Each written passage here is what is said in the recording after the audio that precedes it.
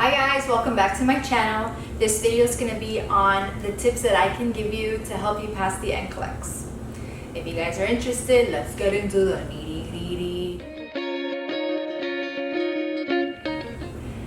At this point, you finished nursing school, you finished your exit exam, and you passed with flying colors, and now you're preparing for the NCLEX. So the NCLEX, I feel, was a little easier than the exit exam for nursing school. And I kind of prepared for both in a similar way. So I bought a subscription for UWorld. I'm sure many of you have heard of it or some sort of derivative of it. There's Kaplan and other programs like that that you can do. It's mostly just questions, so you're just practicing. At this point, you shouldn't have to cover the material again. You just finished nursing school, so you should be pretty well aware of the material. And if anything, you can brush up on some subjects that you don't feel you're all that comfortable with, but you shouldn't be starting from square one at this point. So what I did was I bought the software for 3 months, the subscription for 3 months, and I started doing questions every single day. It didn't matter how long I did it, I would just do them in 75 question chunks. So you could, in UWorld, you couldn't do more than 75, I believe. It was a while ago, but I was trying to do 75 at a time so that I can get myself the endurance to get through a 75 question test. That's not necessarily how long your NCLEX will be. It's an adaptive test, and it can go from 75 questions all the way to 265. If you get to 265, that doesn't necessarily mean that you failed. I've heard of cases where people get all the way to 265 questions and they pass. So don't let the number of questions discourage you during the exam. That I will say. Another tip I can give you during the exam, do not look at the question number. If you look at the question number and you pass 75, you might feel like, man, all my friends did it in 75 questions. Why can't I? What's wrong with me? And it's gonna give you that negative vibe that you don't need when you're taking a test that serious. So just make sure not to look at the little corner, top right corner, which has your question number. The good thing about UWorld is that it does look almost exactly like the screen that you'll see when you're taking the exam.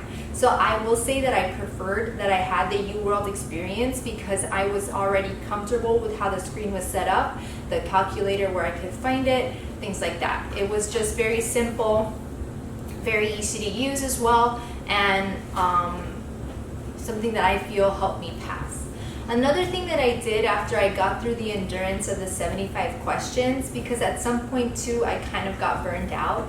I didn't want to finish the 75 questions, or I didn't have the time for all 75 questions. I might have needed to go somewhere or something might have come up. So what I was trying to do was then 25 chunks, like questions of 25. And then after I kind of got comfortable doing the 25 chunks, I was starting to do like 15, not so many, so then I could just do like little portions of questions, and I wouldn't get that burnout, or I wouldn't get bored or tired. And then because toward the end of my 75 question chunks, I noticed that I wasn't doing as well, and then I would get more and more discouraged as I would get toward, you know, the bottom half of the test or the last part. Another thing I will say too, when you're in UWorld and you see the percentages that you get on your exams, like your little mini exams that you set up for yourself, if you notice that you're getting 30s and 40s, that's okay. Because I was getting 30s and 40s at first, and I was like, oh my God, I'm an idiot. I'm never gonna pass this. There's probably people out there getting 60s and 70s or even more, and I'm here getting 30s. Like, how do I tell my friends like that are also using UWorld my percentages that I'm getting on these tests?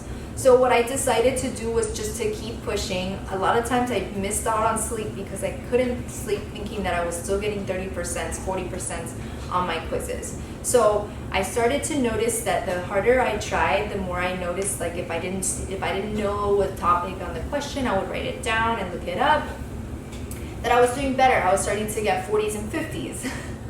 And then later on, after like I took about 2 months to study. About the middle part of the second month, I started to get 60% on average.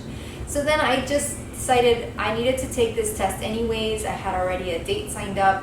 Don't tell people your date, okay? That is one tip I can also give you. Don't tell people your test date, because it'll give you anxiety. And when the test does come and you take it, people are gonna be like, how did you do? Did you pass? And if you didn't, that's not something you wanna talk about. You definitely don't want people to know that you failed. That's something you wanna keep to yourself. It might bring you down if other people know. You know, it's just something that you should deal with on your own. So don't tell people your test date. But anywho, my looming test date was coming around the corner, and I didn't feel 100% prepared, but I felt like I gave myself enough time. I did 2 months. I was doing all the questions I could every single day. I tried to get as much sleep as Cooper, what are you eating? No, don't eat that, don't eat that. So sorry. My dog was eating a blanket. Okay, get as much sleep as you can, eat well. Especially on the day of. Another tip I can give you is to take a drive to your test center before the test day. I did that and I felt more comfortable when it came down to taking the test, because I didn't have to stress about where it was, where I needed to park, if I was going to get there on time, because I had already had it planned out and I had already done a prior drive. So I would recommend that as well. Take a drive to the test center and get accustomed to where it's at and where you have to go. The test day came. I did all my things that I needed to do, like leave my stuff in a locker, literally wear nothing, clothes, not like a watch or anything like that. All you had was your ID and whatever test materials they provided for you, and that's what I had to walk into the exam. When I took my exam, I felt like the questions were much, much easier than UWorld. I felt like they were very straightforward. I didn't have issues where I was debating on whether it's this answer or the other, because you know in nursing school how it's like, this answer is right, this one is more right, this one is the most right, but this is the actual answer. That's why a lot of people do have problems in nursing school, because of the tests and the way that they're structured. But I didn't feel like the NCLEX was out to get you. I did have 18 select all that apply. Those are definitely something that most people fear. But I didn't feel like they were all that hard, and as I was taking the exam, it just shut off. The last I had looked at the questions, although I told you not to look, was at 60. So I believe that it shut off at 75, just because it shut off way too soon. I didn't even think I got to 75, and at that point I was actually stressed out, because the NCLEX, I didn't feel like the questions that they had provided for me were enough for anyone to consider me a competent nurse, or that I had all the knowledge necessary to be a competent nurse. So when the screen went blue, I was like, okay, I need help, somebody. Something's wrong with this computer, please help me. And they're like, what's wrong? And I was like, it just shut off. It shut off, but I'm not competent. I'm telling you that it's not competent. What they asked me is not what. I was freaking out. And I left the exam and I went to my car and I just sat there, and I didn't dwell on the questions. I didn't try to think about what I may have done wrong or right, or what subjects were on it or not, you know, for other people, because other people always ask, what did they ask you? What kind of things do you need to know? And I will say that I don't remember at all. It was kind of like a modge-podge of different subjects, different systems, but I don't feel like it was enough or in-depth enough for me to feel like it would consider me to be competent. Nonetheless, I took the test on a Friday, and I had to wait till that following Monday to get the results, and truth be told, I passed.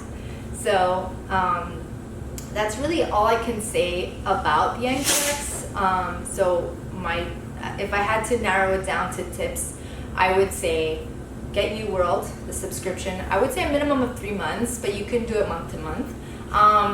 Get the UWorld. Don't tell people your test date.